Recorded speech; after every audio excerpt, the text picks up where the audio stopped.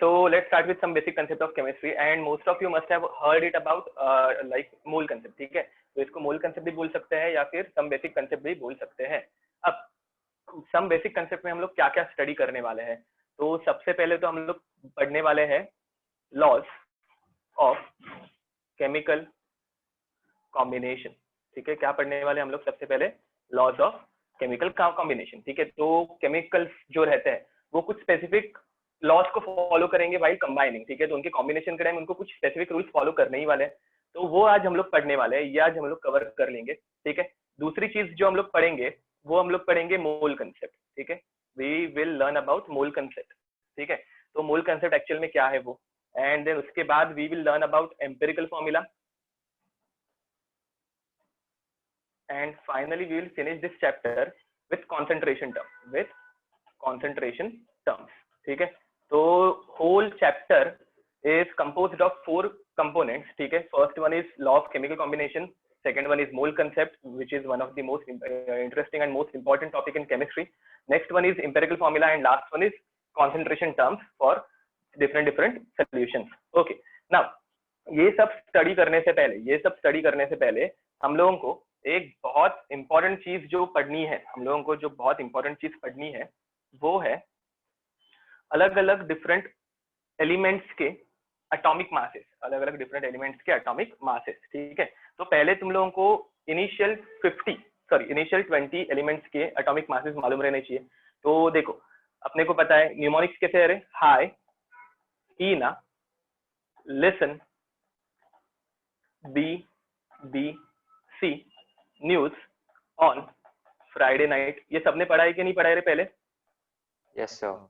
अलग अलग इसके फॉर्म्स सुने हैं, अलग अलग फॉर्म्स रहते हैं, बराबर. तो तुम लोगों को जो कंफर्टेबल है वही याद रखना है, ऐसे कुछ नहीं है कि तुम लोगों को यही एक फॉर्म याद रहना चाहिए. ठीक है, अब हाई में hi stands for hydrogen, Heena stands for helium, listen stands for lithium, first B stands for beryllium, second B stands for boron, third one is carbon, then N is nitrogen, and on stands for oxygen, Friday stands for fluorine, and neon stands for night. ठीक है, अब इन सब के तुम लोगों को atomic number तो पता है. एटॉमिक नंबर असाइन करना बहुत सिंपल है. एटॉमिक नंबर हम लोग कैसे असाइन करेंगे, तो हाइड्रोजन 1 तो स्ट्रेट लाइन में एक एक बढ़ाते जाओ, हीलियम हो जाएगा 10. तो वो हम लोगों को लिखने की नीड है क्या रे? तो वो अपने को लिखने की नीड बिल्कुल नहीं है. ये ऐसे ही कंटिन्यू करते जाना, ऐसे एक एक बढ़ाते जाओगे तो नियॉन का एटॉमिक नंबर कैसे आ जाएगा? 10 आ जाएगा. तुम लोगों को इंपॉर्टेंट चीज कौन सी याद रखनी है? तो तुम लोगों को इंपॉर्टेंट चीज याद रखनी है इनके एटॉमिक मासेस.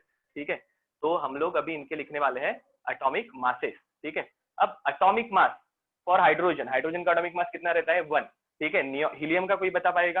हीलियम का रहने वाला है 4, lithium is 7, beryllium is 9, boron is 10, carbon सबको पता है 12, nitrogen 14, oxygen 16, fluorine 19, and neon रहता है 20. तो एक छोटी सी चीज याद रखना और नोटिस करना कि एटॉमिक नंबर जो है वो सीक्वेंस में बढ़ते जाता है, 1 से लेके 2, 3, 4, 5, 6, 10 तक वो कंटिन्यू एक सिंपल अरेंजमेंट में सीरीज में बढ़ते जाएगा. बट एटॉमिक मास जो है, कौन बोल रहा हूँ मैं, एटॉमिक मास जो है वो एक सीरीज में बढ़ते नहीं जाएगा, हर एक टाइम वो चेंज होते रहेगा. ठीक है, तो this is for first 10 elements.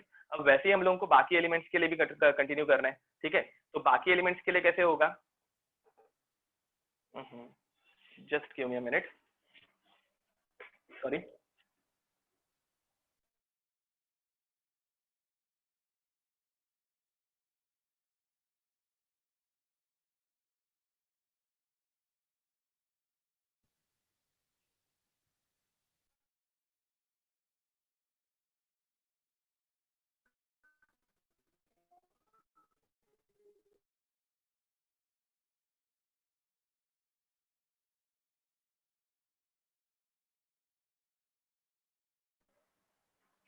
Okay, so ये हो गए पहले 10 एलिमेंट्स. ठीक है, अब सिमिलरली हम लोगों को उसके आगे भी कंटिन्यू करना है. ठीक है, उसके आगे हम लोगों को और 10 एलिमेंट्स के एटॉमिक मासेस एटलीस्ट याद रहने चाहिए. ठीक है, अब मुझे बताओ आफ्टर नियॉन कौन से एलिमेंट्स आते हैं? तो कैसे याद रखना है अपने को याद रखना है सिंपली ना, मांगो, अल्लाह, से, पेप्सी,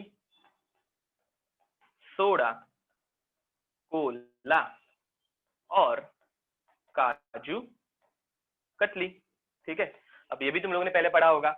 अब इसमें Na, ठीक है, Na stand for what, sodium, ठीक है, ना stand for sodium, mango stands for magnesium, Allah stands for aluminium, Se stands for silicon, first Se S stands for silicon, second P phosphorus, बाद में second S जो है it stands for sulfur, then chlorine, argon, potassium and calcium, ठीक है। Again इनके atomic number कैसे रहने वाले हैं रे?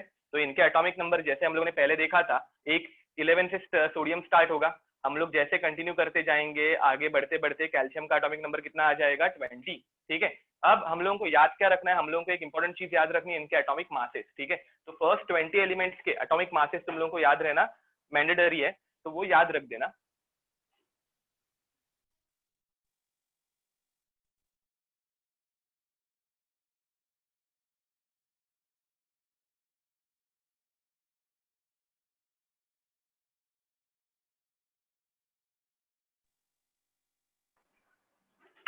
तो अब देखो हम लोगों को याद क्या रहना चाहिए, हम लोगों को याद रहना चाहिए एटॉमिक मासेस, ठीक है। क्या याद रहना चाहिए अपने को, एटॉमिक मास।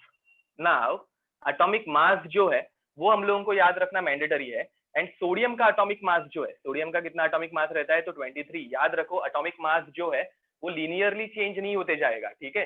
तो atomic mass of sodium is 23, atomic mass of magnesium is 24, aluminium is 27, silicon is 28, phosphorus 31। देखो वो एक एक करके ऐसे बढ़ रहा नहीं है, ठीक है, वो रैंडमली बढ़ते जाएगा। सल्फर इज 32, क्लोरीन का तो सबको पता है, क्लोरीन का कोई मुझे बता पाएगा क्या रे? Chlorine is 35.5. 35.5, परफेक्ट। अब आर्गन का कोई बता पाएगा मुझे, आर्गन का किसी को पता है? 40. परफेक्ट, आर्गन इज 40, ठीक है। एंड उसके बाद जो कैल्शियम पोटेशियम आने वाला है, तो पोटेशियम इज 39, परफेक्ट। याद रखना ये एक अनोमली है, ठीक है। आर्गन का एटॉमिक मास जो रहता है वो 40 हो जाता है, एंड पोटेशियम का वापस कम होके वो 39 हो जाएगा, एंड देन कैल्शियम इज 40, ठीक है। तो अब ये थोड़ी बहुत बिगिनिंग की चीजें थी जो हम लोगों को याद रहना मैंडेटरी है, ठीक है। इतने तुम लोगों को एटॉमिक मासेस याद रहने चाहिए। जरा मैं इनको शॉर्ट में लिख रहा हूँ, शॉर्ट कर रहा हूँ अभी, जरा ये फटाफट लिख लो तुम लोग। लिखने के लिए 5 मिनट दे रहा हूँ मैं, लिख लो, ये कंप्लीट कर दो।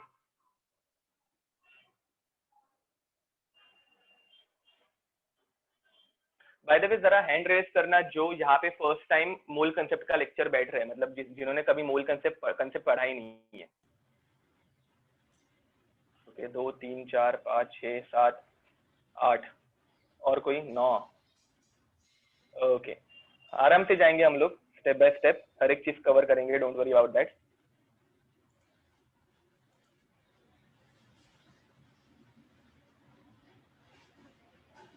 तो जब तक तुम लोग लिख रहे हो I will give my introduction, ठीक है। तो myself mister Shivam S Shitove, ठीक है। तो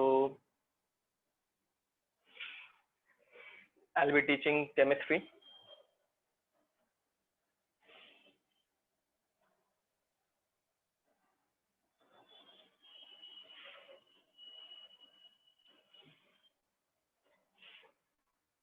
ओके, हो गया सबका लिख के? No, sir. So let's continue.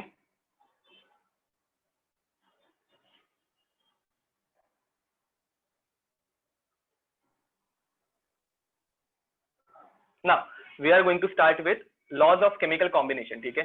कौन सा टॉपिक स्टार्ट कर रहे हैं हम लोग? तो लॉज ऑफ केमिकल कॉम्बिनेशन, ठीक है। अब याद रखना जो सारे केमिकल्स रहने वाले हैं या फिर सारी की सारी चीजें जो है वो इन लॉस को फॉलो करेंगी व्हाइल कंबाइनिंग, ठीक है, व्हाइल केमिकली रिएक्टिंग, ये लॉस फॉलो करने ही वाले हैं। अब जो चीजें फॉलो करने वाले हैं ये लॉस, वो एग्जैक्टली रहते क्या है, तो पहले उनके हम लोग कैटेगराइजेशन देख लेते हैं। तो जो सारी सब्सटेंसेज रहते हैं, ठीक है, सारे के सारे जो सब्सटेंसेज रहते हैं, ठीक है, उनकी एक सिंपल कैटेगरी रहती है जिसमें पहले तो आते हैं प्योर सब्सटेंसेस। पहले कौन सी कैटेगरी आने वाली है? तो कैटेगरी ऑफ प्योर सब्सटेंसेस, ठीक है, जो पूरी तरह से प्योर रहते हैं, इनके अंदर कुछ मिलावट रहने वाली है क्या? तो नहीं। And category is of mixture, is of mixture. Okay, अब प्योर सब्सटेंसेस जो है they are again categorized as elements and compounds. They are again categorized as elements and compounds. ठीक है, अब पहले हम लोग एलिमेंट और कंपाउंड क्या रहता है उनके बीच का डिफरेंस जान लेते हैं। ठीक है, जरा बेसिक से स्टार्ट करते हैं। अब मुझे बताओ टोटल एलिमेंट्स कितने हैं रे, या फिर एलिमेंट्स रहते क्या है? टोटल एलिमेंट्स कितने हैं या फिर एलिमेंट्स एग्जैक्टली रहते क्या है? 118. Perfect. So there are 118 elements. ठीक है, जो सारे के सारे अपने को पीरियोडिक टेबल में भी दिखेंगे। अभी जो हम लोगों ने फर्स्ट 20 लिखे थे वो सारे के सारे कौन से कैटेगरी के अंदर आने वाले हैं? तो वो सारे के सारे एलिमेंट्स के कैटेगरी के अंदर आने वाले हैं। ठीक है, तो सिंपल एग्जांपल्स लिख देते हैं यहाँ पे थोड़े बहुत। ओके, तो नाउ एग्जांपल्स अगर हम लोग देखने जाएंगे तो एग्जांपल्स में मैं लिख सकता हूँ hydrogen, oxygen, nitrogen, chlorine, fluorine, bromine, etcetera etcetera. ठीक है, अब कंपाउंड्स कौन से रहते हैं? तो compounds are formed when two or more different elements are combined. ठीक है, याद रखना कंपाउंड की डेफिनेशन क्या हो जाएगी? तो compounds are formed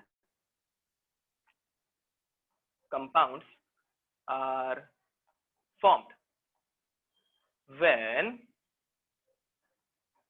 two or more different elements combine। ठीक है, बट ये ऐसे कंबाइन होते हैं कि डायरेक्टली नहीं, उनको कैसे कंबाइन होना चाहिए? उनको केमिकली कंबाइन होना चाहिए। कैसे कंबाइन होना चाहिए? Chemically in a fixed ratio. एक एक करके जरा डेफिनेशन को ब्रेक डाउन करने की कोशिश करते हैं। पहले अपने को कौन से टाइप के केमिकल्स चाहिए? अपने को अलग अलग डिफरेंट टाइप्स के केमिकल चाहिए। कौन से टाइप के केमिकल्स चाहिए? अपने को अलग अलग डिफरेंट टाइप्स के केमिकल चाहिए। तो हम लोग स्टार्टिंग में लेते हैं एलिमेंट का एग्जांपल H2 एंड दूसरा मैं एग्जांपल ले रहा हूँ O2। मुझे बताओ ये दोनों जब कंबाइन होंगे तो मुझे कौन सा कंपाउंड मिलेगा रे? मुझे ये दोनों को कंबाइन करके कौन सा कंपाउंड मिलने वाला है? तो I will get water. H2O। Perfect, तो मुझे मिलेगा वाटर। अब याद रखो यहाँ पे अगर रेशियो देखोगे, इसका हम लोग पहले एटॉमिक रेशियो डिस्कस करते हैं। ठीक है, रिएक्शन बैलेंस नहीं है तो सबसे पहले मैं रिएक्शन को बैलेंस्ड कर लेता हूँ। यहाँ पे 2 आ जाएगा, यहाँ पे 2 आ जाएगा। Now this reaction is balanced. अब यहाँ पे जो फिक्स्ड रेशियो की बात की थी हम लोगों ने, फिक्स्ड रेशियो, उसको देख लेते हैं। अब देखो हमेशा हाइड्रोजन का नंबर वाटर में कितना रहने वाला है रे? तो हाइड्रोजन का नंबर वाटर में हमेशा कितना रहने वाला है? तो 2 ही रहने वाले हाइड्रोजन। तो हमेशा वाटर में सिर्फ 2 ही हाइड्रोजन रहेंगे एंड हमेशा वाटर में कितने ऑक्सीजन रहने वाले हैं? सिर्फ एक ही ऑक्सीजन रहने वाला है। तो ये रेशियो जो है वो फिक्स रहना चाहिए। रेशियो क्या आएगा? रेशियो आएगा 2:1। रेशियो कैसे आएगा? 2:1। ये रेशियो अगर मैंने चेंज कर दिया, समझो किसी दिन उठ के मैंने ये रेशियो 2:2 या फिर 1:1 कर दिया, तो फॉर्मूला क्या हो जाएगा? H2O2। मुझे बताओ ये कंपाउंड और ये ऊपर वाला कंपाउंड दोनों सेम है क्या रे? No sir. No sir. Compound जो रहते हैं वो एक फिक्स रेशियो में ही बनने वाले हैं। ये अपने दिमाग में बैठा लो दैट कंपाउंड जो रहेंगे वो हमेशा एक स्पेसिफिक फिक्स रेशियो में ही रहेंगे। और वो कब बनेंगे? when more than 2 different elements will combine। ठीक है, अब नेक्स्ट पॉइंट हम लोग देखते हैं। अब याद रखना कंपाउंड्स के केस में तुम लोगों को एक इंपॉर्टेंट प्रॉपर्टी कंपाउंड की याद रहनी चाहिए, that compounds have different chemical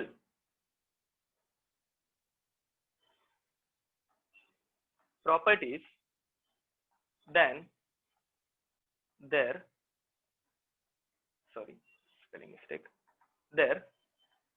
elements।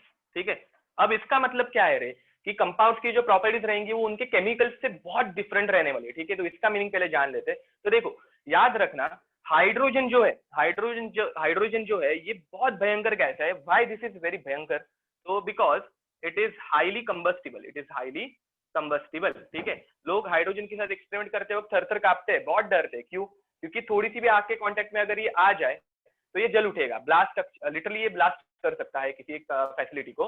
तो hence hydrogen is very dangerous and it is highly combustible gas. ठीक है, एंड उसी बदले अगर मैं ऑक्सीजन की तारीफ करना स्टार्ट करूं तो ऑक्सीजन क्या करता है रे? तो ऑक्सीजन हेल्प्स इन कंबशन। बराबर है कि नहीं रे? हाइड्रोजन जो है वो कंबस्टिबल है, वो ब्लास्ट कर सकते हैं अच्छे बड़े एंड दुनिया की ऐसी कोई भी एक भी चीज नहीं है जो ऑक्सीजन के बिना जल सकती है। ऑक्सीजन रहेगा तो ही हम लोग आग लगा पाएंगे किसी चीज को। तो combustible and helps in combustion, ठीक है। तो इनकी प्रॉपर्टी क्या थी, तो ये आग लगाने के काम आते हैं, ठीक है, अच्छी बात है। अब मुझे बताओ वाटर जो है वो आग लगाने के काम करता है या आग बुझाने का काम करता है रे? तो water is used in fire extinguisher, correct. तो water is used in fire extinguisher. तो मुझे बताओ जो रिएक्टेंट थे, रिएक्शन करने के लिए जो मैंने रिएक्टेंट यूज किए थे उनकी प्रॉपर्टीज क्या थी, तो कंबस्टिबल है, एक हेल्प्स इन कंबशन है, और जो दूसरा कंपोनेंट जो मुझे प्रोडक्ट मिला है it is used as the fire extinguisher. तो दोनों की प्रॉपर्टीज पूरी तरह से डिफरेंट हो गई ना रे। अगर दोनों की प्रॉपर्टीज पूरी तरह से डिफरेंट है तो हम लोग क्या डिफाइन कर सकते हैं, that compounds have different properties than their chemicals या फिर एलिमेंट्स, ठीक है। तो ये तुम लोगों को समझ में आ गया क्या? अब ये हो गए कंपाउंड्स और एलिमेंट्स, ठीक है। अब याद रखना एलिमेंट्स का नंबर कितना है, तो एलिमेंट्स का नंबर सिर्फ और सिर्फ है 118, बट कंपाउंड्स, अभी कंपाउंड्स अगर देखने गए तो किसी ने आज तक गिना तो नहीं है इनको, but we can form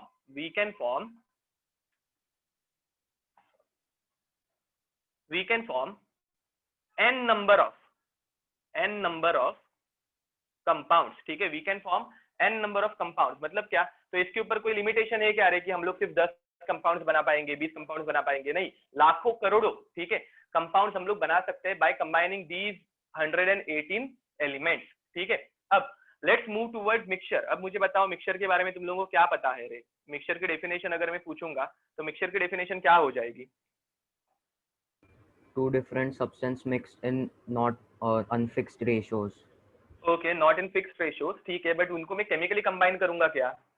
No, sir. No, sir. Perfect. तो याद रखना टू सब्सटेंसेस और टू और मोर सब्सटेंसेस, ठीक है, तो to or more substances, to or more substances combined in with each other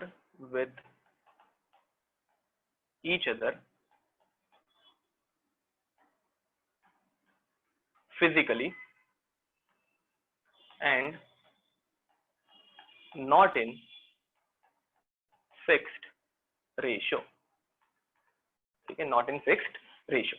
तो याद रखना मिक्सचर जो है वो एलिमेंट और एलिमेंट को कंबाइन करके भी बना सकते हो, ठीक है, एलिमेंट और एलिमेंट को कंबाइन करके भी हम लोग मिक्सचर बना पाएंगे, ठीक है। दो कंपाउंड को मिक्स कर लो तो भी क्या बनने वाला है, मिक्सचर ही बनने वाला है। कंडीशन क्या है, केमिकल रिएक्शन नहीं होनी चाहिए, ठीक है, कंडीशन सिर्फ एक ही है कि उनके बीच में कोई केमिकल रिएक्शन नहीं होनी चाहिए। एंड एलिमेंट और कंपाउंड इन दोनों को भी अगर हम लोग कंबाइन करेंगे तो भी मुझे कोई ना कोई मिक्सचर मिल सकता है, तो बताओ रे, दो एलिमेंट्स को अगर मैं मिक्स करूंगा तो कौन सा एग्जांपल ले सकता हूँ? समझो मैंने मिक्स किया गोल्ड और कॉपर, क्या मिक्स किया, गोल्ड और कॉपर। जो यूजुअली हम लोग ज्वेलरीज खरीदते हैं तो उनके अंदर याद रखना 100% तुम लोगों को गोल्ड कभी दिखता नहीं है, उसके अंदर कॉपर प्रेजेंट रहता ही है, ठीक है। वो कॉपर ऐड करने का रीजन क्या रहता है, तो वो कॉपर ऐड करने का रीजन एकदम सिंपल है, गोल्ड एक्चुअल में नेचुरली गोल्ड जो मिलता है वो बहुत वीक रहता है, ठीक है। तो गोल्ड में थोड़ी बहुत स्ट्रेंथ आने के लिए, उसकी ज्वेलरीज ड्यूरेबल होने के लिए हम लोग इसके अंदर हमेशा मिक्स करेंगे कॉपर, ठीक है। अब कंपाउंड का एग्जांपल क्या ले सकता हूँ मैं, कंपाउंड और कंपाउंड, तो वाटर को लिया मैंने, ठीक है, वाटर को लेके उसके अंदर मैंने क्या ऐड कर दिया, तो उसके अंदर मैंने ऐड कर दिया ग्लूकोज। वाटर भी एक कंपाउंड है, ग्लूकोज भी एक कंपाउंड है, शक्कर का पानी, ठीक है। एंड एलिमेंट और कंपाउंड का एग्जांपल अगर लेने जाऊंगा तो मैं लूंगा हाइड्रोजन गैस एंड उससे मैं रख दूंगा प्लेटिनम के ऊपर। ये हम लोग बहुत बार एज अ कैटलिस्ट यूज करेंगे, ठीक है, ये हम लोग बहुत बार एज अ कैटलिस्ट यूज करेंगे। तो ये सारे एग्जांपल्स जो हो गए वो किसके हो गए, वो हो गए मिक्सचर के। अब मिक्सचर में भी हम लोग दो कैटेगरीज लिखते हैं, कितने कैटेगरीज रहती है मिक्सचर में, दो कैटेगरीज। किसी को पता है क्या मिक्सचर की कैटेगरीज कौन सी रहती है? Homogeneous and heterogeneous. करेक्ट। तो मिक्सचर की कैटेगरीज रहती है, एक रहता है होमोजीनियस मिक्सचर और दूसरा रहता है हेट्रोजीनियस मिक्सचर, ठीक है। तो कर लेते हैं होमोजीनियस एंड हेट्रोजीनियस। अब होमोजीनियस मिक्सचर मतलब क्या है, उसमें हम लोगों को कितनी फेस दिखने वाली है, तो यहाँ पे हम लोगों को सिर्फ एक सिंगल फेस दिखेगी, ठीक है। एंड हम लोगों को यहाँ पे कितनी दिखेगी, तो more than one face, okay. अब एग्जाम्पल में हम लोगों ने जो ऊपर एग्जाम्पल लिखे थे उसमें से ही बताओ, मुझे बताओ गोल्ड और कॉपर मिक्स करने के बाद तुम लोगों को एक ही फेज दिखती है या एक से ज्यादा फेजेस दिखती है रे गोल्ड और कॉपर के मिक्सचर में? Single phase. Single phase, perfect, ठीक है। तो याद रखना दो सॉलिड को हम लोग जब मिक्स करते हैं तो हमेशा हेट्रोजीनस मिक्सचर ही मिलेगा, ऐसे नहीं है। अगर हम लोगों ने सॉलिड को मेल्ट करके मिक्स किया तो हम लोगों को होमोजीनस मिक्सचर भी मिल सकता है। आज तक तुम लोगों ने स्कूल में क्या पढ़ा था, सॉलिड मिक्स कर रहे हैं तो वो हमेशा हम लोगों को क्या देगी, हेट्रोजीनस मिक्सचर ही देगी, दैट इज करेक्ट। बट अगर हम लोगों ने सॉलिड को मेल्ट कर दिया तो हम लोगों को होमोजीनस मिक्सचर मिल सकता है। एंड मुझे बताओ जब सॉलिड मिक्स होने के बाद होमोजीनस मिक्सचर देंगे तो उसे मैं क्या बोलता हूँ रे, सॉलिड के होमोजीनस मिक्सचर को हम लोग क्या बोलते हैं? अलॉय। सॉल्यूशन। अलॉय, परफेक्ट, याद रखना they are called as alloy, ठीक है। तो ये अलॉय हो गया। तो तुम लोगों को एक्चुअल में जब तुम लोग गोल्ड खरीदने जाते हो तो 100% गोल्ड तुम लोग कभी नहीं खरीदोगे, तुम लोगों को एक अलॉय मिलता है गोल्ड का, it is with copper. Okay, now mixture of water plus glucose, मुझे बताओ वाटर और ग्लूकोज का मिक्सचर क्या होगा रे? सॉल्यूशन। अरे वैसे नहीं, मतलब होमोजीनस या हेट्रोजीनस? होमोजेनियस। होमोजीनस, ठीक है। तो this is nothing but sugar water. Okay, याद रखना ग्लूकोज इज नथिंग बट तुम्हारे घर पे जो चीनी रहती है व्हाइट कलर की वो, ठीक है। अब आगे बढ़ते हैं टुवर्ड्स हेट्रोजीनस मिक्सचर। अब मुझे बताओ हाइड्रोजन गैस है, हाइड्रोजन जो है वो गैस है एंड प्लेटिनम जो है वो सॉलिड है। गैस और सॉलिड कभी मिक्स हो पाएंगे क्या रे? गैस और सॉलिड कभी मिक्स हो पाएंगे क्या? तो याद रखना हमेशा गैस और सॉलिड का जो मिक्सचर रहने वाला है वो हमेशा क्या रहने वाला है, वो हमेशा हेट्रोजीनस ही रहने वाला है, ठीक है। तो ये एक हो गया। अब अगर हम लोग मेटेलिक गोल्ड और आयन मिक्स करने की कोशिश करेंगे, ये मेटेलिक फॉर्म है, ठीक है। तो ऑल सॉलिड्स, यहाँ पे मैं क्या लिख सकता हूँ, ऑल सॉलिड्स, बट कौन से टाइप के सॉलिड्स, जो कि सॉलिड स्टेट में एग्जिस्ट कर रहे हैं, ठीक है, वो हमेशा किस फॉर्म में रहने वाले हैं, हेट्रोजीनस मिक्सचर के फॉर्म में ही रहने वाले हैं, ठीक है। तो दिस इज द कैटेगरी और कैटेगराइजेशन ऑफ सब्सटेंसेस, ठीक है। ये जरा जल्दी जल्दी लिख लो, दिख रहा है क्या सबको?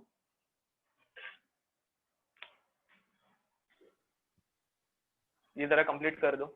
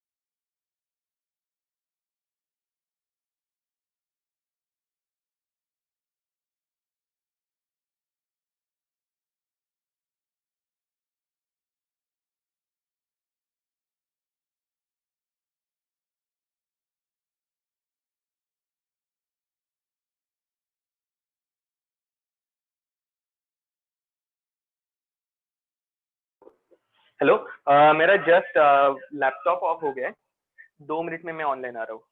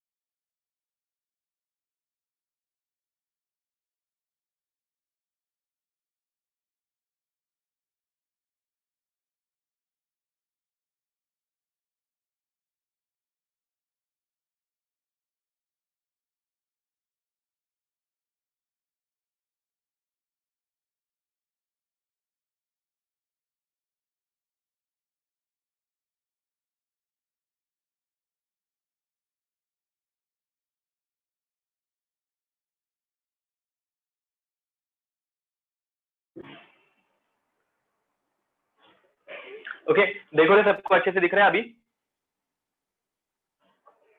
यस सर, अभी दिख रहा है।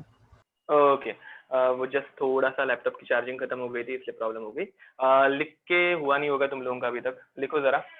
एंड हाँ, देखते हैं एक बार होमोजीनियस और हेटेरोजीनियस सोल्यूशन की वापस एक बार रिवीजन कर लेते हैं। सी, होमोजीनियस सोल्यूशन मतलब क्या, तो उसमें हम लोगों को एक सिंगल फेज दिखने वाली है। अभी सिंगल फेज दिखने का मीनिंग क्या है रे, तो बहुत सिंपल मीनिंग है। सिंगल फेज मतलब क्या, तो समझो तुम लोगों ने कोई एक बीकर लिया, तुम लोगों ने क्या लिया, एक बीकर लिया, ठीक है। अब इस बीकर के अंदर मैंने लिया था कोई सोल्यूशन, मैंने क्या लिया था, कोई एक सोल्यूशन, ठीक है। तो अब जस्ट अ मिनट, मुझे इसको जूम करना पड़ेगा। हाँ, तो इस बीकर के अंदर मैंने लिया था एक सोल्यूशन, मैंने क्या लिया था, एक सोल्यूशन। एंड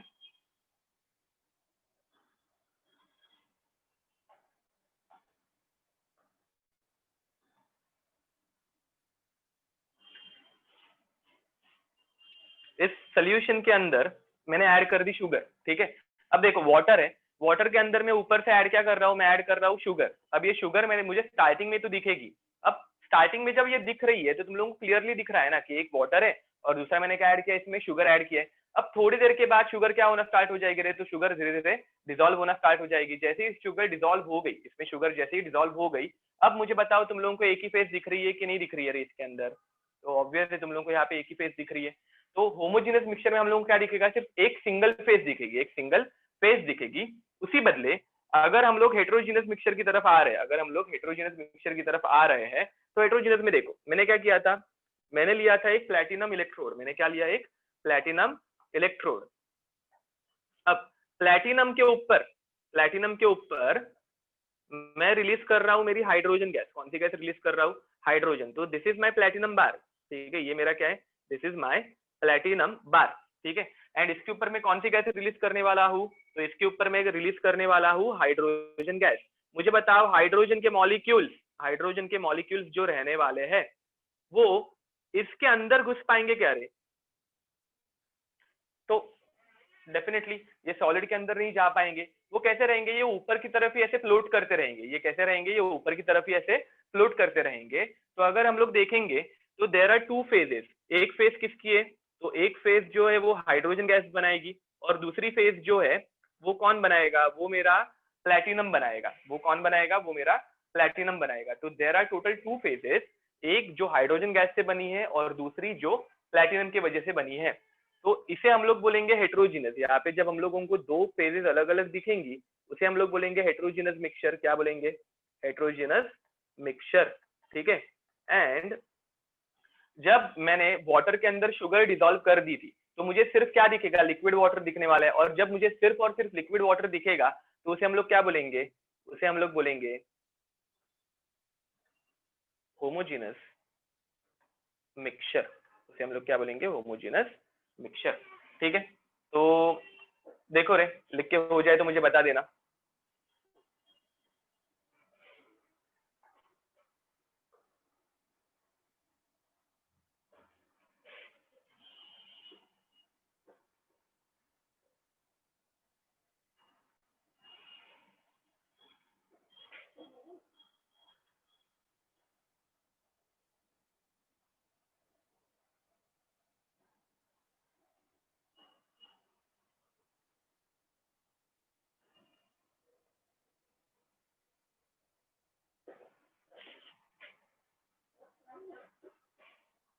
ओके, हो गया लिख के सबका? No sir. Okay,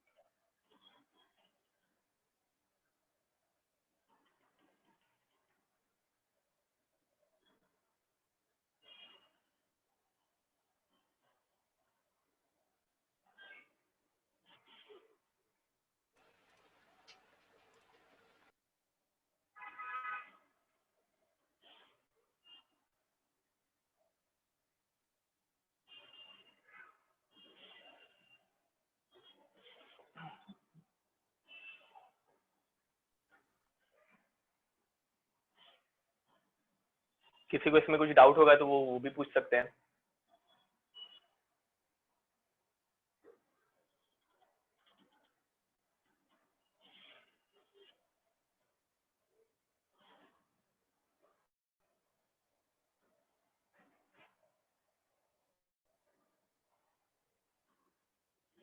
okay, so I guess सबका हो गया होगा लिख के, बढ़े आगे।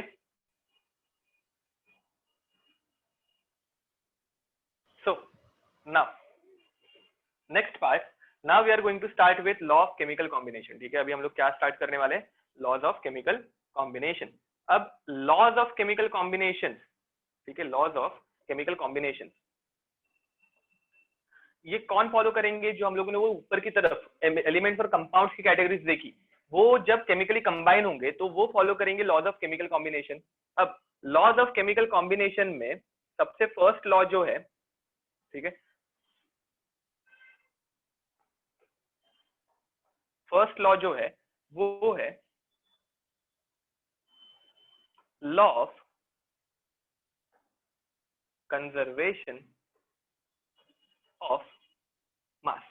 ठीक है, लॉ क्या बोलता है, law of conservation of mass. अब मुझे बताओ कंजर्वेशन ऑफ मास क्या बोलेगा रे, तुम लोगों ने कंजर्वेशन ऑफ एनर्जी तो पढ़ा है, ठीक है, कंजर्वेशन ऑफ एनर्जी जैसे ये सेम मास रहने लॉ रहने वाला है, तो इस लॉ के अकॉर्डिंगली हम लोग क्या स्टेट करेंगे, the law states that mass is neither created, mass is neither created nor destroyed during chemical combination of substances।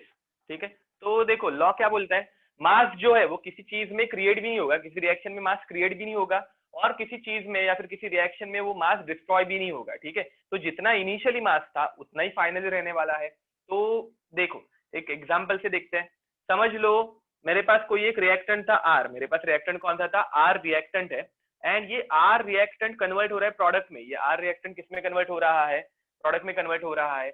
अगर रिएक्टेंट का इनिशियली मैंने मास लिया था 10 ग्राम, तो प्रोडक्ट का भी मास कितना आना चाहिए रे लॉ के अकॉर्डिंगली, मास बढ़ेगा भी नहीं मास कम भी नहीं होगा, तो वो आना चाहिए 10 ग्राम। कितना आना चाहिए, 10 ग्राम। ठीक है, तो इस लॉ को अगर हम लोगों को शॉर्ट में लिखना होगा, इस लॉ को अगर हम लोगों को शॉर्ट में लिखना होगा तो मैं कैसे लिख सकता हूँ, मैं लिख सकता हूँ दैट मास ऑफ रिएक्टेंट, अच्छे से देखना, mass of reactant is equals to mass of product. ऐसे लिख सकते हैं कि नहीं लिख सकते रे हम लोग, ठीक है, तो जितना हम लोग रिएक्टेंट का मास लेंगे हम लोगों को प्रोडक्ट में उतना मास मिलने ही वाला है, that is the condition, that is the condition. ठीक है, तो वापस हमारे पहले वाले इनिशियल एग्जांपल पे आ जाते हैं।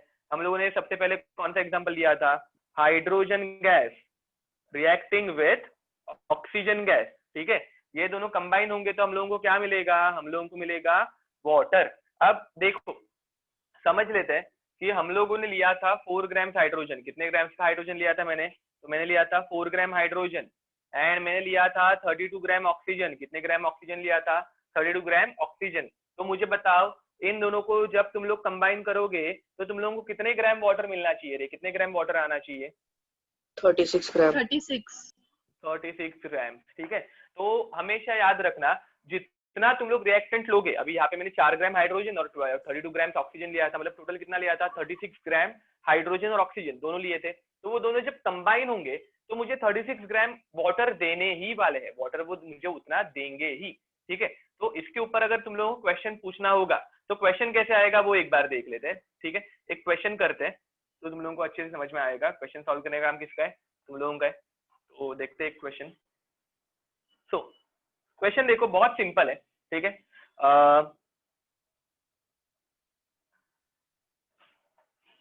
Question 36.5 grams of HCl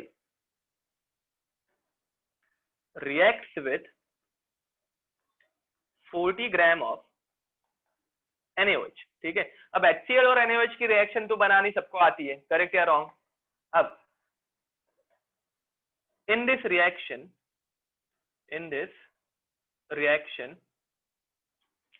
18 grams of 18 grams of water is formed.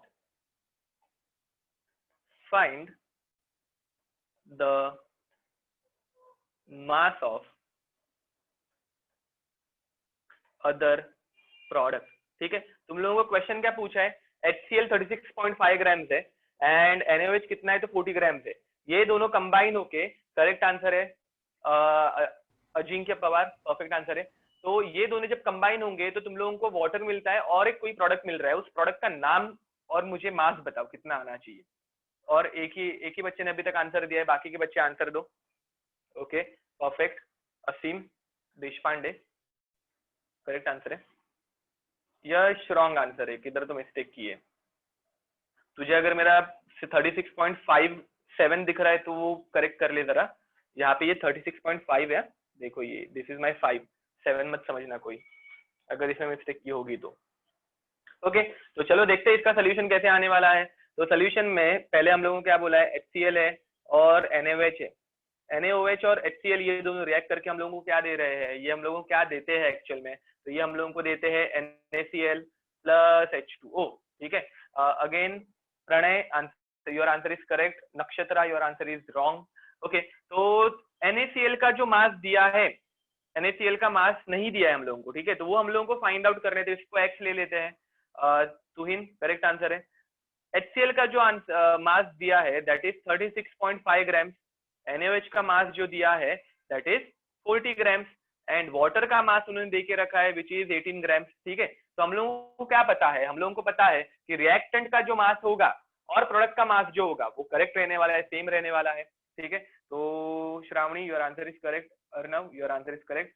तो इन दोनों को हम लोगों को क्या करना पड़ेगा, ऐड करना पड़ेगा. बाय बिकॉज 36.5 प्लस 40, ठीक है, it has to be equal to X plus 18 grams. ठीक है, ये जो है ये साइड मेरी रिएक्टेंट की है एंड ये जो है ये साइड मेरी प्रोडक्ट की है.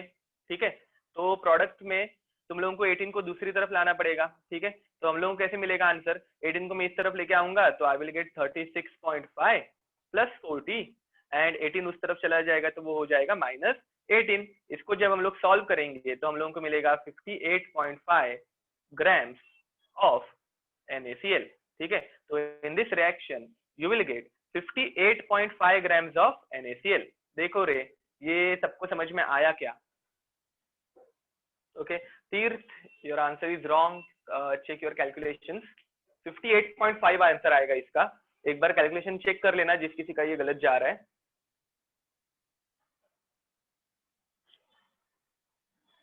ओके तो मोस्ट ऑफ सबका आंसर करेक्ट था. जिस किसी ने आंसर रॉन्ग दिया था उसने एडिशन सब्ट्रैक्शन में मिस्टेक की है, तो उतना तुम लोग देख लेना एग्जाम के टाइम पे ये मिस्टेक ना हो. और ये लॉ जरा लिख लो जरा फटफट. बहुत सिंपल लॉ है. तुम लोगों ने कंजर्वेशन ऑफ एनर्जी तो पढ़ा ही था, तो कंजर्वेशन ऑफ एनर्जी में से एनर्जी निकाल दो और मास ऐड कर दो, तो सेम लॉज है दोनों के दोनों. ठीक है, लिख लो ये पूरा का पूरा. किसी को इसमें कुछ डाउट है क्या रे, या फिर कोई और एक्स्ट्रा का क्वेश्चन चाहिए होगा तो बोल दो, हम लोग और एक क्वेश्चन भी कर सकते हैं.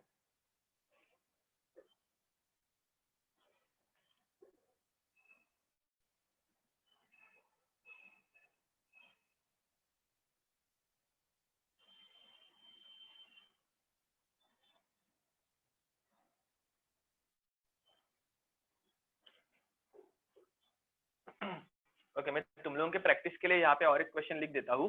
ठीक है, वो तुम लोग खुद सॉल्व करना, उसका सोल्यूशन मैं यहाँ पे लिख दूंगा. ठीक है, तो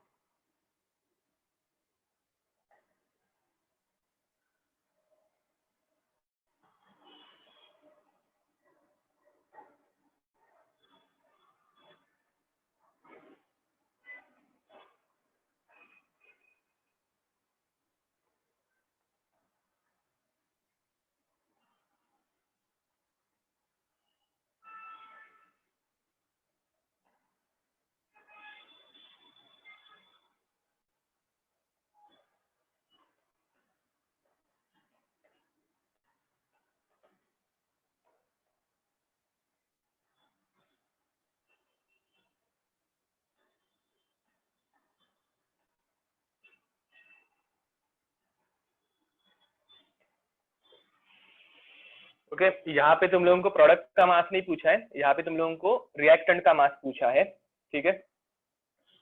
ये सबसे सॉल्व हो जाएगा क्या रे, या इसको मुझे सॉल्व करके दिखाने की जरूरत है? Okay 64 grams of oxygen correct है।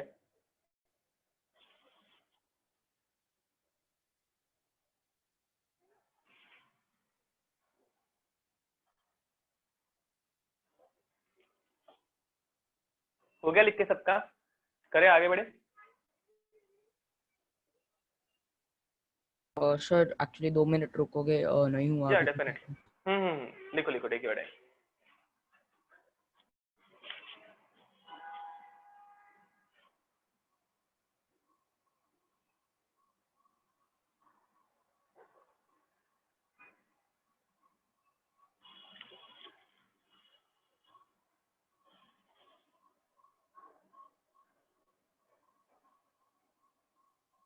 अर्णव करेक्ट आंसर है, डेविड करेक्ट आंसर है, वेदांत करेक्ट आंसर है, सबके आंसर्स करेक्ट है जिन किसी ने आंसर दिया। ओके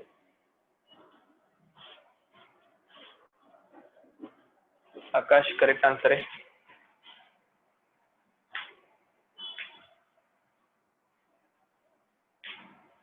यहाँ पे पीटीवी के स्टूडेंट्स कितने हैं, जरा हाथ ऊपर करो, हैंड रेज करना। 2 3 4 6 7 8 9 10।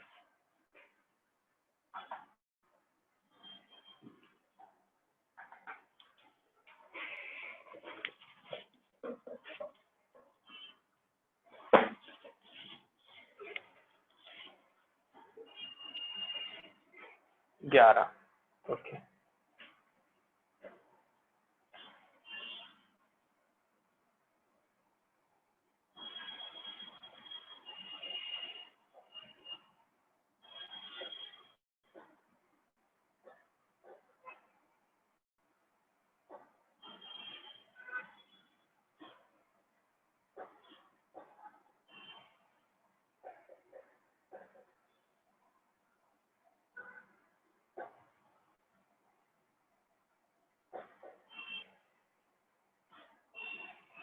ओके हो गया।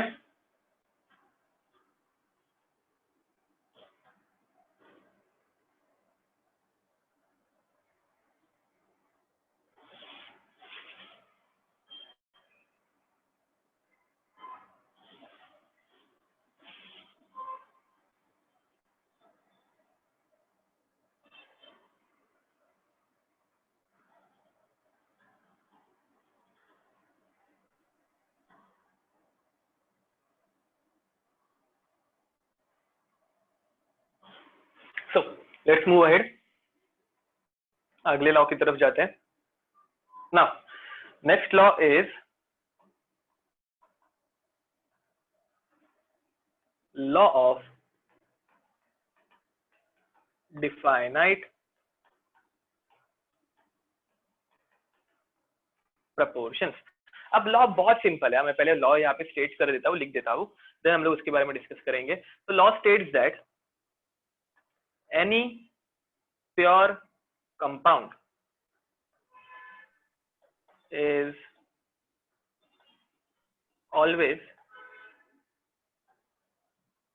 made up of same elements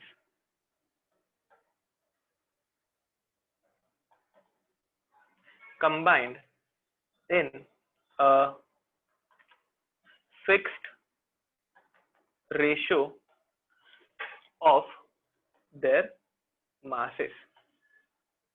ठीक है, तो लॉ बहुत सिंपल है, पहले लॉ क्या बोलता है वो देखते हैं। एनी प्योर कंपाउंड, ठीक है, तो हमसे पहले कंडीशन क्या है, एक प्योर कंपाउंड रहना चाहिए हम लोगों के पास, ठीक है। तो कोई भी एक प्योर कंपाउंड ले लेते हैं, फॉर एग्जांपल वाटर। तो वाटर के साथ स्टार्ट करते हैं जरा। अब मुझे बताओ, वाटर अगर हम लोग ले रहे हैं, अब वो कोई भी रहने दो, ठीक है, वो कोई भी टाइप का वाटर रहने दो, और it might be rain water, ठीक है, it might be river water, it might be sea water, या फिर it might be a tap water, ठीक है। तुम लोग नल से पानी लाओ, तुम लोग समुद्र से पानी लाओ, तुम लोग नदी से पानी लाओ, या फिर बारिश का पानी यूज करो, अब मुझे बताओ तुम लोग कहाँ से भी पानी को उठा के लाओ, इवन तुम लोग चांद पे जाओ और चांद पे से पानी लेके आओ, वहां पे भी आजकल मिलने लग गया है, तो वो पानी, वो वाटर जो रहने वाला है उसका मॉलिक्यूलर फॉर्मूला क्या रहेगा रे? तो उसका मॉलिक्यूलर फॉर्मूला हमेशा रहने वाला है H2O। उसका मॉलिक्यूलर फॉर्मूला हमेशा क्या रहेगा? H2O। रिवर वाटर का भी मॉलिक्यूलर फॉर्मूला क्या आएगा? H2O। एंड सी वाटर का भी मॉलिक्यूलर फॉर्मूला क्या आएगा? H2O। And tap water is also H2। ठीक है, तो लॉ के आगे एक छोटी सी चीज ऐड करना, irrespective of its source or method of preparation, its source और method of preparation। तो तुम लोग वो कंपाउंड किधर से भी उठा के लाओ या फिर वो कंपाउंड तुम लोग किसी भी मेथड से बनाओ, ठीक है, उसका मॉलिक्यूलर फॉर्मूला जो है उसमें वो सेम एलिमेंट्स हमेशा रहने वाले हैं। कौन से टाइप के एलिमेंट्स हमेशा रहने वाले हैं? तो सेम एलिमेंट्स हमेशा प्रेजेंट रहेंगे। ठीक है, अब आगे देखते हैं, in a fixed ratio of their masses, in a fixed ratio of their masses. ये दो चीजें इस लॉ की बहुत इंपॉर्टेंट है। तो अभी देखो सेम एलिमेंट का तो अपने को फंडा समझ में आ गया, हमेशा दो हाइड्रोजन और एक ऑक्सीजन ही प्रेजेंट रहने वाला है in a fixed ratio of their masses. वो पहले देखते हैं उसका मतलब क्या होता है। अब अगर हम लोग कंसिडर करेंगे H2O, अब मुझे बताओ H2O में तुम लोगों के पास रहते हैं दो हाइड्रोजन और एक ऑक्सीजन। अभी हम लोगों ने लेक्चर के बिगिनिंग में ही इन सबके मासेस देखे थे। हाइड्रोजन का मास कितना रहता है रे? तो हाइड्रोजन का मास रहता है 1 एंड ऑक्सीजन का मास कितना रहता है? 16। तो देखो हाइड्रोजन का मास 2 into 1 2 हो गया, इसका मास 16 हो गया, तो फाइनल मास कितना आने वाला है? 18। कितना आने वाला है? 18। अब यहाँ पे हम लोगों को निकालने सीखना है परसेंटेज मास। क्या पर निकालने सीखना है? Percentage mass. ठीक है, तो परसेंटेज मास निकालते हैं पहले, इसका परसेंटेज मास देखते कैसे निकाला जाएगा। अब यहाँ पे हाइड्रोजन है और ऑक्सीजन है, इन दोनों के मास का हम लोगों को रेशियो लेना है। क्या लेना है? इन दोनों के मासेस का हम लोगों को रेशियो लेना है। तो अगर हम लोग डायरेक्ट मास का भी रेशियो लेंगे, हम लोग अगर डायरेक्ट मास का भी रेशियो लेंगे तो डायरेक्ट मास का रेशियो कितना आएगा? मुझे बताओ हाइड्रोजन का मास कितना है यहाँ पे? हाइड्रोजन का मास है 2। ठीक है, एंड ऑक्सीजन का मास कितना है रे? ऑक्सीजन का मास है 16। तो अगर मैं बोल रहा हूँ मास ऑफ हाइड्रोजन और उसका रेशियो किसके साथ? मास ऑफ ऑक्सीजन, इन दोनों का अगर हम लोग मास का रेशियो लेंगे तो कितना आएगा? 2/16। और इसका आंसर कितना आएगा? 1/8। अब मुझे बताओ ये 1/8 का जो रेशियो है, ये 1/8 का जो रेशियो है वो H2 के लिए कभी चेंज हो सकता है क्या? ये 1/8 अगर कभी किसी दिन 1/4 हो गया नो सर, तो वो H2 ही नहीं रहेगा ना रे। तो अगर हम लोगों को किसी भी रिएक्शन में वाटर बनाना है तो ये मास का रेशियो जो है वो हमेशा कांस्टेंट रहना चाहिए 1/8। ठीक है, और एक एग्जांपल लेके देखते हैं। अगर समझो मैंने एग्जांपल लिया, example of CO2, example of CO2। अब CO2 भी हम लोगों को डिफरेंट डिफरेंट प्रोसेस से मिल सकता है। एक तो तुम लोगों का कहाँ से मिल सकता है रे? डायरेक्ट एयर में प्रेजेंट है, अभी तुम लोग जिस रूम में बैठे हो वहां पे वो प्रेजेंट है। फोटोसिंथेसिस के थ्रू भी CO2 बनता है कि नहीं? तो ये फोटोसिंथेसिस के थ्रू भी बनता है। और कोई प्रोसेस है क्या जिसमें CO2 बनता है? कंबशन भी बनता है, करेक्ट। तो कंबशन, और हम लोग जब एक्सहेल करते हैं तभी भी CO2 बनता है। ठीक है, तो मैंने 4 प्रोसेस ले लिए। अब इन सारी प्रोसेस में जब CO2 बनेगा उसमें कितने कार्बन और कितने ऑक्सीजन रहने वाले थे हमेशा? 1 कार्बन 2 ऑक्सीजन। तो ये जो उनका रेशियो है, अभी ये एटॉमिक रेशियो है, 1 कार्बन और 2 ऑक्सीजन, वो एटम्स का रेशियो हुआ। ठीक है, बट अगर हम लोग मास का रेशियो लेने जाएंगे तो वो क्या होता है वो देखते। देखो भाई इसका एटॉमिक रेशियो क्या, मैं तुम लोगों को 2 टर्म्स पढ़ा रहा हूँ, 2 टर्म्स बता रहा हूँ। एक रहता है एटॉमिक रेशियो, एक क्या रहता है? Atomic ratio. तो एटम्स का रेशियो कैसा है? 1 कार्बन और उसके लिए हमेशा 2 ऑक्सीजन। ठीक है, 1 कार्बन और उसके लिए हमेशा 2 ऑक्सीजन, ये हो गया एटॉमिक रेशियो। ये क्या हो गया? Atomic ratio. ओके, अब हम लोगों को फाइंड आउट करना है उनके मासेस का रेशियो। ठीक है, तो पहले देखते हैं CO2 में मास कैसे रहता है। तो CO2 में 1 कार्बन है तो उसका कितना मास रहता है? 12। कितने ऑक्सीजन है? 2 ऑक्सीजन है, तो एक ऑक्सीजन का मास कितना रहता है? 16। तो 12 प्लस 16 into 2 is 32। तो इसकी एडिशन कितनी हो जाएगी? 44। ठीक है, अब यहाँ पे अगर हम लोग मासेस का रेशियो लेने जाएंगे, अगर यहाँ पे हम लोग मासेस का रेशियो लेने जाएंगे तो मासेस का रेशियो कैसे आएगा रे? बताओ। मास of carbon divided by mass of oxygen, mass of carbon कितना है रे, 12 है, एंड मास ऑफ ऑक्सीजन कितना है रे, 32 है, ठीक है। तो mass of oxygen and mass of carbon, इन दोनों का अगर हम लोगों ने रेशियो लिया तो कितना आ जाएगा? 16ची स्पेलिंग आहे, 16ची स्पेलिंग येत होती तुला? ये कौन है, किसका माइक ऑन है, जरा ऑफ कर दो। तो it will come 3 by around 8. 3/8, ठीक है। तो mass of oxygen and carbon has the ratio of 3/8। ये रेशियो हमेशा फॉलो होगा ही। अगर ये रेशियो चेंज हो गया तो मुझे बताओ कार्बन डाइऑक्साइड रहेगा क्या रे? नहीं, it will change into some different compound, ठीक है। तो जब तक ये रेशियो फॉलो नहीं होता हम लोग कार्बन डाइऑक्साइड को किसी केमिकल रिएक्शन के थ्रू बना ही नहीं पाएंगे, ठीक है। तो this is our second law, बहुत सिंपल लॉ है, इसमें कुछ ऐसे बड़ी चीज नहीं है, लिख लो ये जरा।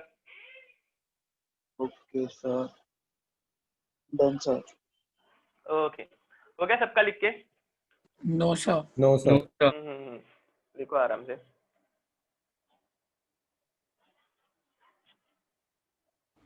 Sure, I have a doubt actually. आपने जो ऊपर लिखा है 1:2 is atomic ratio. That is the atomic ratio of what?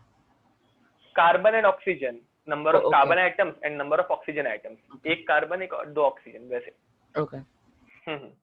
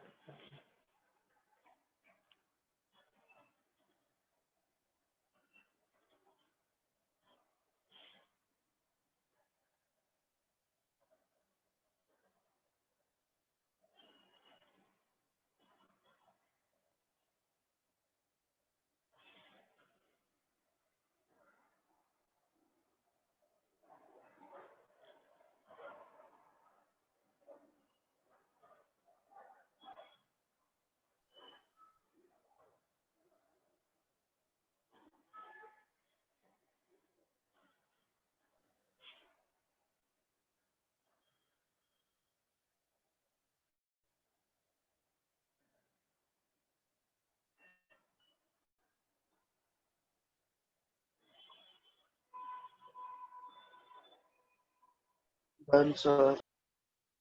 Okay, so let's move ahead.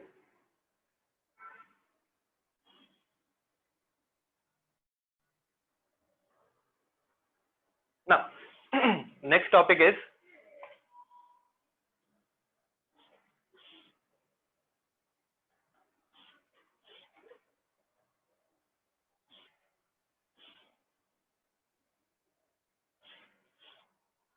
law of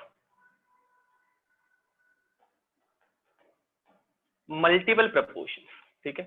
law of multiple proportions, okay.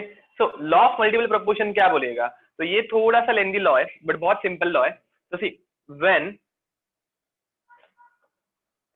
Two elements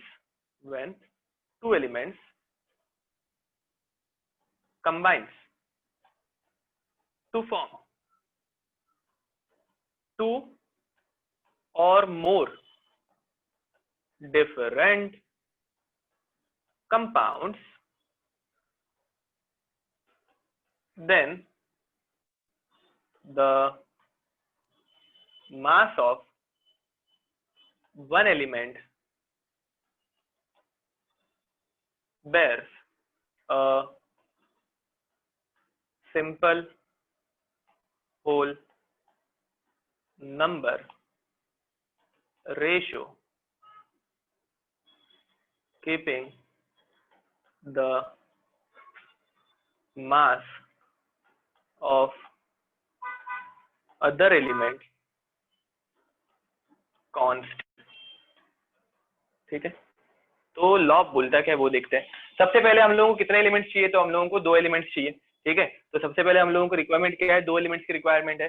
and second requirement क्या है, they should combine to form 2 और more different compounds. ठीक है, तो देखो पहले मुझे examples में कौन से एलिमेंट्स लेने हैं, तो मुझे एग्जांपल में लेने हैं 2 एलिमेंट्स. एक ले रहा हूं मैं हाइड्रोजन और दूसरा ले रहा हूं मैं ऑक्सीजन.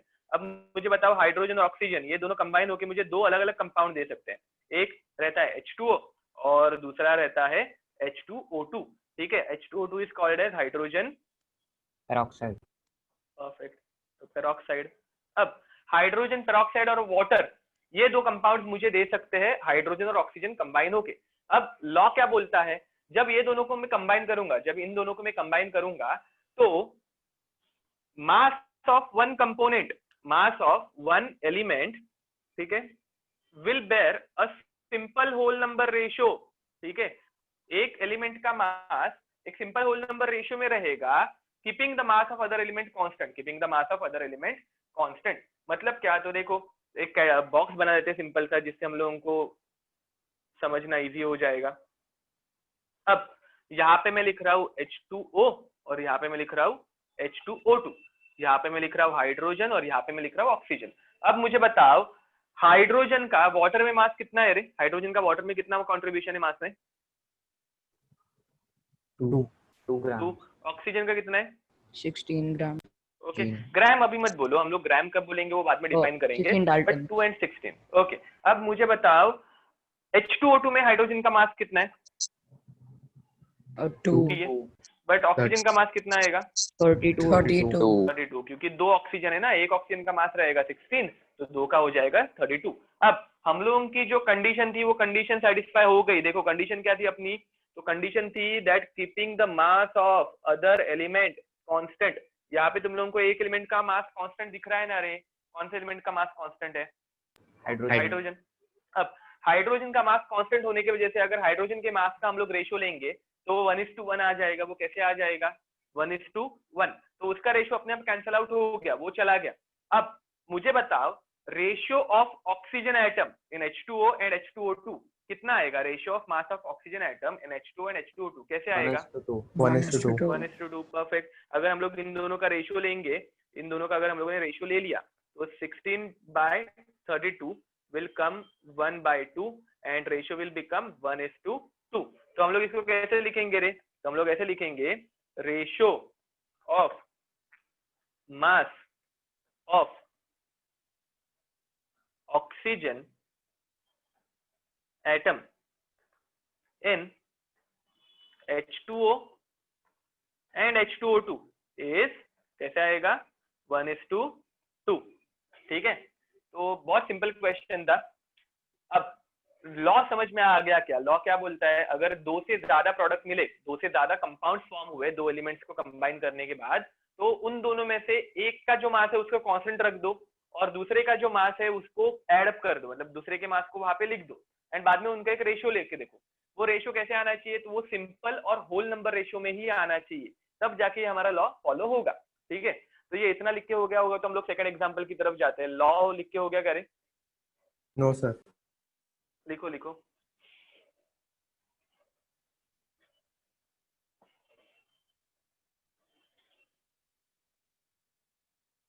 लॉ सिर्फ लेंदी है बट समझने के लिए बहुत सिंपल है.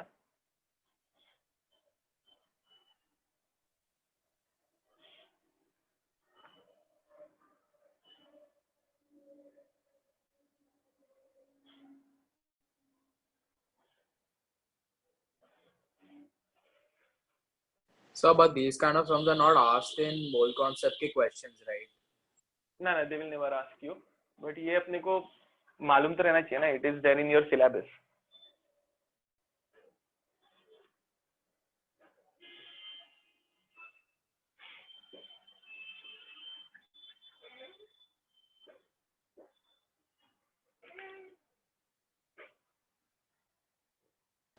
So do we have to remember the laws?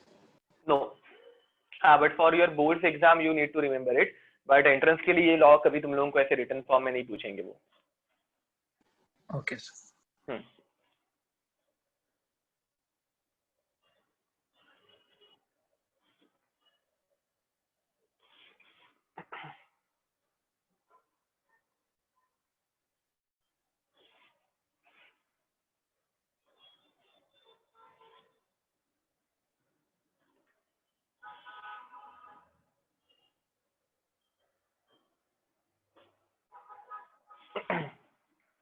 Okay, I guess लिख के हो गया होगा. चलो आगे हाँ शिफ्ट करते हैं. सो एक सिंपल एग्जांपल लेते हैं and then will continue towards next law. ठीक है, आज टाइम लिमिटेड रहने की वजह से सब कुछ ऐसे इंपॉर्टेंट पार्ट नहीं हुआ, बट ठीक है, देखते हैं.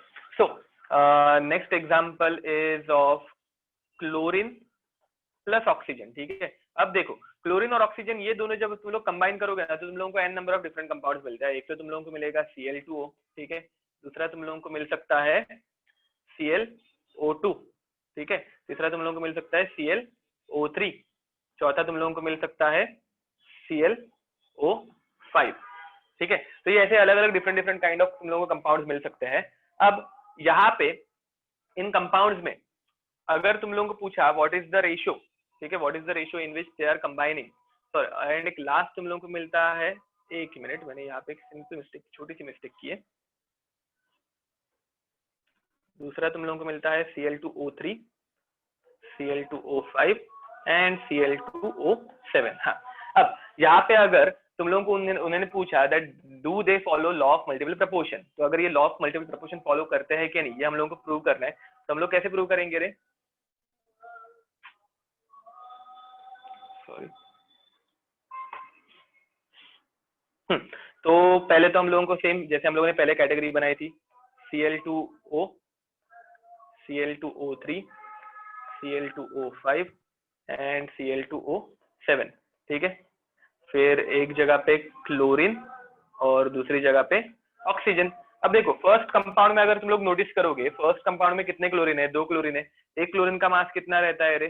35.5. अब 35.5 और 2 क्लोरीन, तो इसका कितना आंसर आ जाएगा? 71.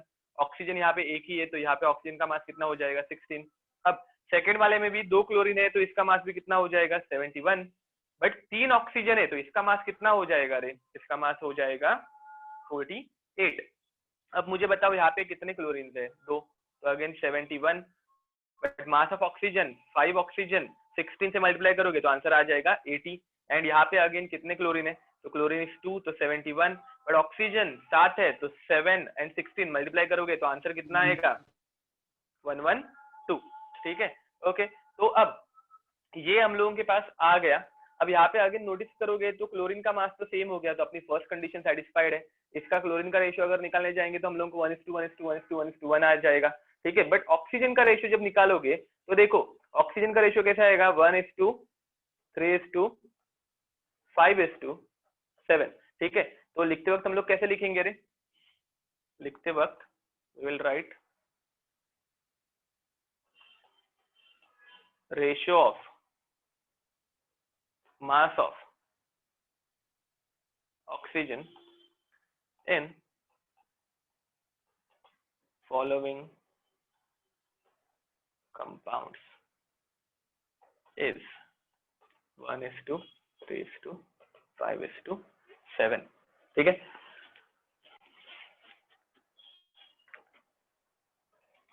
इनके ऊपर यूजुअली आज तक कभी क्वेश्चंस पूछे नहीं गए हैं, बट अगर उनको थियोरेटिकल कोई क्वेश्चन पूछना होगा that which of the following statement is wrong, या फिर which of the following compounds do not follow law of multiple proportion, तो वो ऐसे टाइप के क्वेश्चंस ऐड कर सकते हैं. ठीक है, आज तक कभी इनके ऊपर क्वेश्चंस हुए तो नहीं है, but it is better that we know these laws.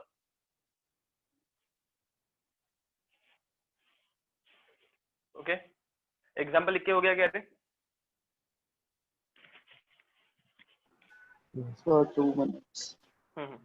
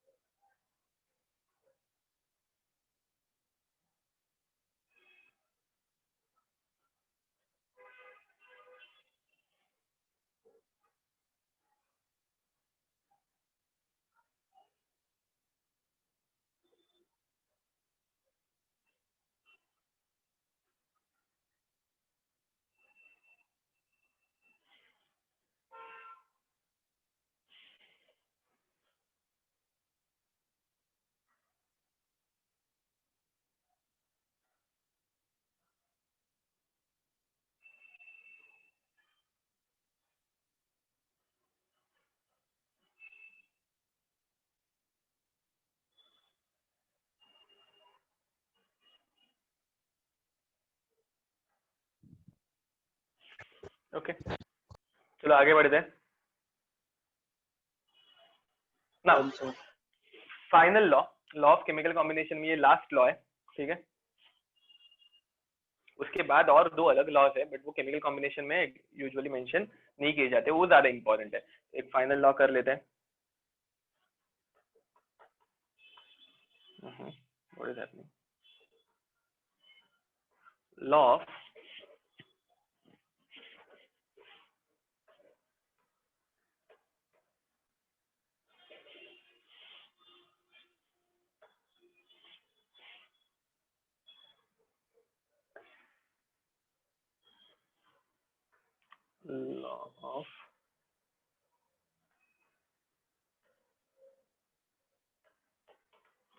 equivalent or also called as reciprocal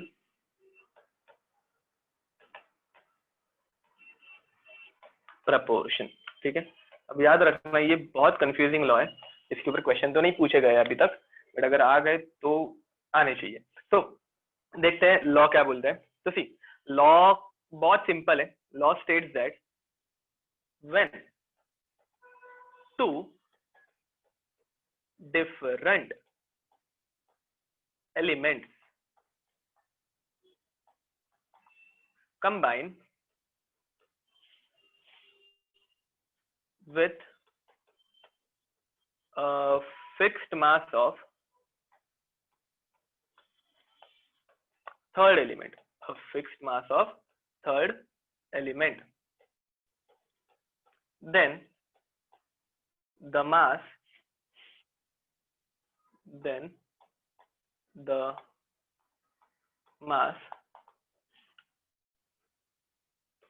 in which they combine bears a simple whole number ratio with the mass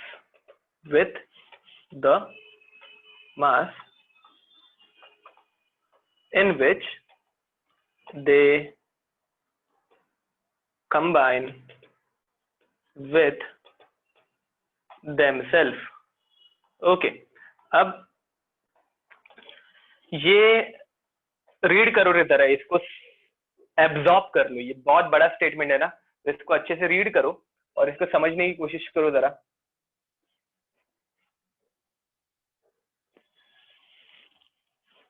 अब लॉ क्या बोलता है, अपने पास कितने एलिमेंट्स रहने चाहिए? तो 2 डिफरेंट एलिमेंट्स आने चाहिए, ठीक है, 2 डिफरेंट एलिमेंट्स आने चाहिए।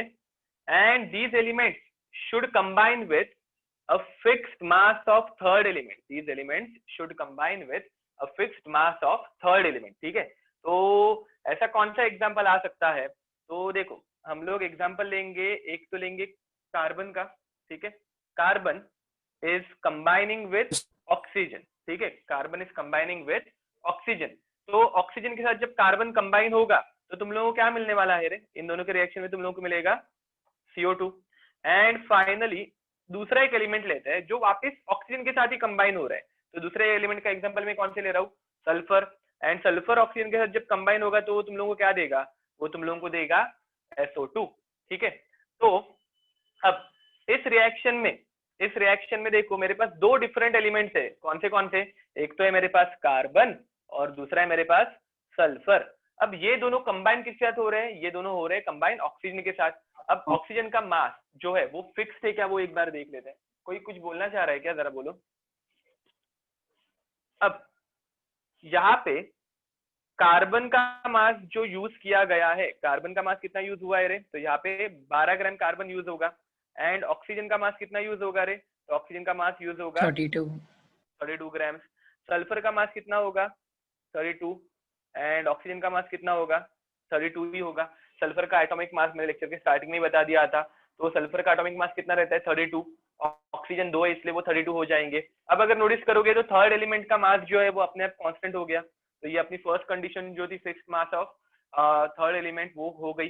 अब थर्ड एलिमेंट का मास कांस्टेंट रहने की वजह से ये हम लोग डायरेक्ट कैंसिल आउट कर सकते हैं, एंड यहाँ पे मुझे बताओ तो कार्बन और सल्फर इनका रेशियो क्या आएगा रे? 12:32। एंड इसको जब हम लोग सिंप्लीफाई करने जाएंगे तो ये क्या आएगा? 3:8। देखो रे यहाँ तक सबने फॉलो किया क्या? यहाँ तक सबको फॉलो हो रहा है क्या? ओके। अब नेक्स्ट देखो उन्होंने आगे क्या बोला है। हम लोगों ने पहले तो निकाला then the mass in which they combine bears a simple whole number ratio with the mass in which they combine with themselves, ठीक है। तो ये इंपॉर्टेंट है। देखो कार्बन और सल्फर ऑक्सीजन के साथ तो कंबाइन हो ही सकता है, बट उसके साथ ये दोनों एक दूसरे के साथ भी कंबाइन हो सकते हैं। किसी ने कभी इनका प्रोडक्ट देखा है क्या रे?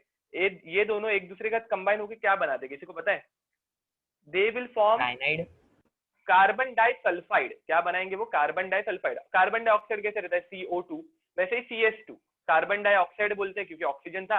अब सल्फर आने की वजह से इसको हम लोग क्या बोलते हैं? कार्बन डाइसल्फाइड, ठीक है। तो कार्बन डाइसल्फाइड ये बहुत बुरी चीज रहती है। इसका बुरी चीज रहने का रीजन क्या मालूम है? अगर ये तुम्हारे बाल के ऊपर गिर गई ना तो वो तुम्हारे बाल सफेद कर देगी, ठीक है, और कुछ नहीं। इट इज अ गैस, ठीक है। वो गैस भी तुम्हारे बालों को लग गई तो तुम्हारे बाल सफेद हो जाएंगे। अब यहाँ पे उन्होंने बोला, देखो क्या है, लॉ समझने की कोशिश करो। पहले तो fixed mass of third element के साथ मैंने रिएक्ट किया, अच्छी बात है, हो गया। अब वो जो मास आएगा, वो जो then the mass in which they combine will bear a simple whole number ratio। किसके साथ वो सिंपल होल नंबर रेशियो करेगा? with the mass in which they combine with themselves। अब पहले हम लोगों को वो मास का रेशियो निकालना पड़ेगा। मुझे बताओ कार्बन डाइसल्फाइड में कार्बन का मास कितना रहेगा रे? 12। एंड कार्बन डाइसल्फाइड में सल्फाइड का मास है, फिर सल्फर का मास कितना होगा रे? 64। ओके। अब मुझे बताओ यहाँ पे कार्बन डाइसल्फाइड, ये देखो ये जो था वो हम लोगों ने किसके लिए किया था? ये हम लोगों ने CO2 एंड SO2 के लिए रेशियो निकाला था कार्बन एंड सल्फर का। अब ये कार्बन डाइसल्फाइड के लिए करके देखते हैं। कार्बन डाइसल्फाइड में कार्बन और सल्फर का रेशियो कितना आएगा? 12:64। हाँ, 3/16। ओके। तो ये हम लोगों ने किसके लिए किया? तो ये हम लोगों ने किया कार्बन डाइसल्फाइड के लिए। अब देखो फाइनली लॉ क्या बोलता है? इन दोनों का जो रेशियो आता है it bears a simple whole number ratio with the mass in which they combine themselves, ठीक है। तो ऊपर वाला रेशियो और नीचे वाला रेशियो जो है, इन दोनों के रेशियो का हम लोग जब रेशियो लेंगे तो वो हम लोगों को मिलेगा सिंपल होल नंबर रेशियो में। तो देखो हम लोगों का फर्स्ट क्या आया था? 3:16। ये किसके लिए मैंने निकाला था? ये मैंने निकाला था कार्बन डाइसल्फाइड के लिए।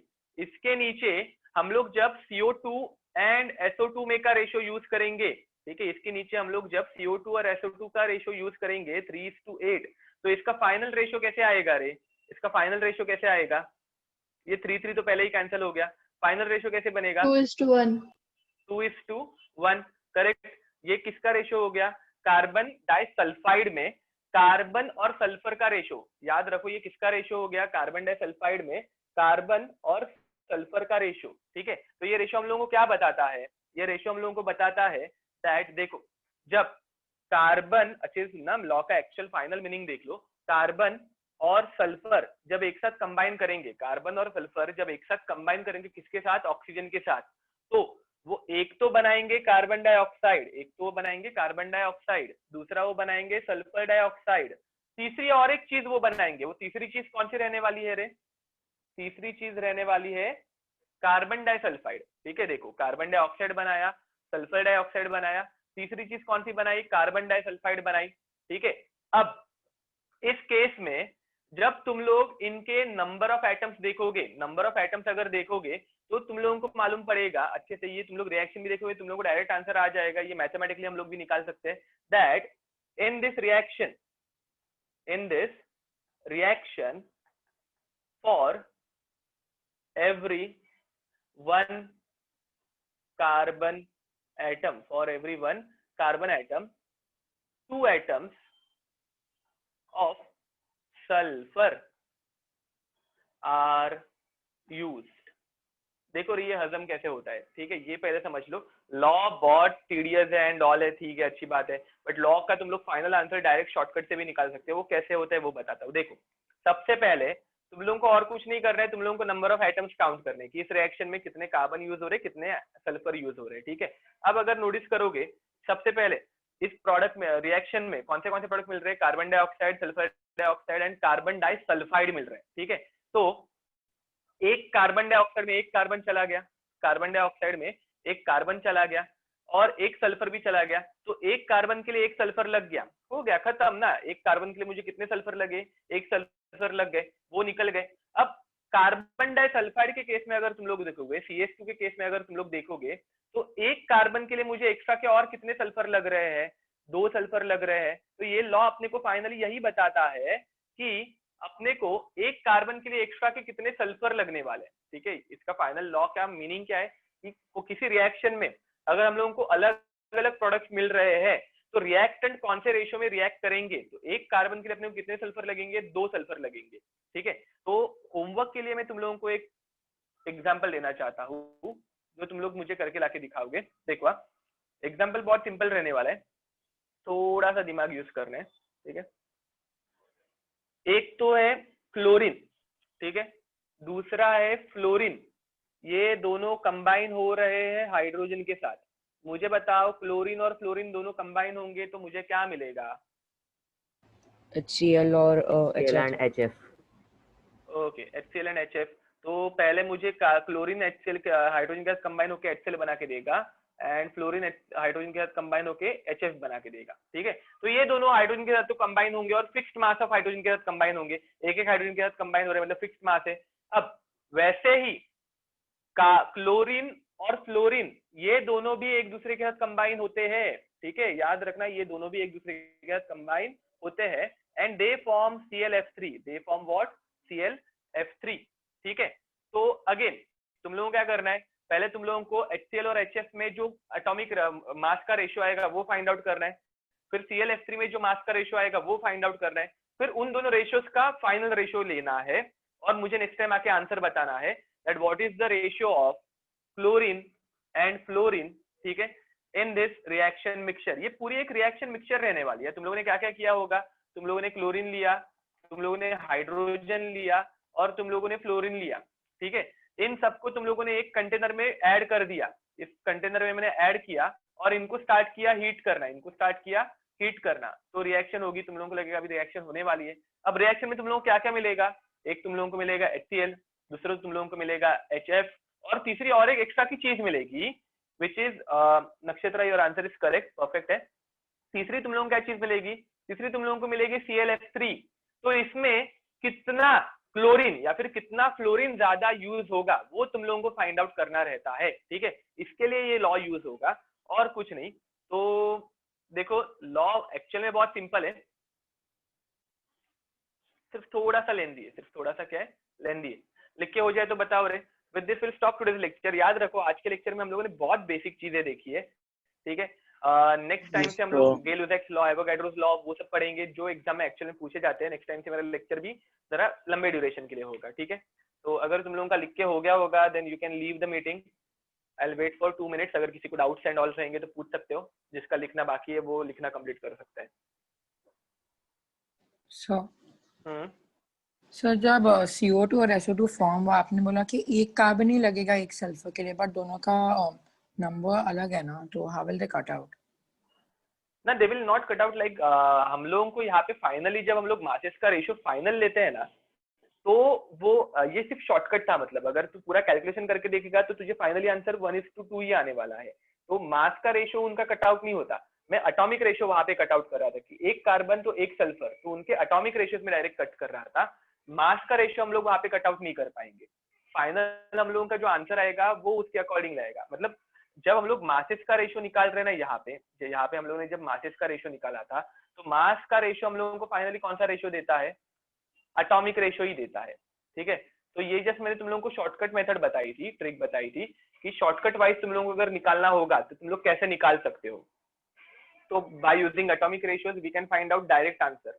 वैसे तो तुम लोगों को इतने सारे मास रेशियोज लेने की जरूरत नहीं पड़ेगी। तो वहां पे जब शॉर्टकट बताया था मैंने, एटॉमिक रेशियो वाइज उनको कैंसिल किया था कि एक एटम के लिए दूसरा सल्फर का एटम कैंसिल आउट हो जाएगा। Okay sir. Bye, sir. Thank you, sir. Okay, bye bye, see you next time. Bye, Bye, sir. sir. Thank you, sir. Bye. Oh, thank Bye, you, sir. sir. Thank you, sir.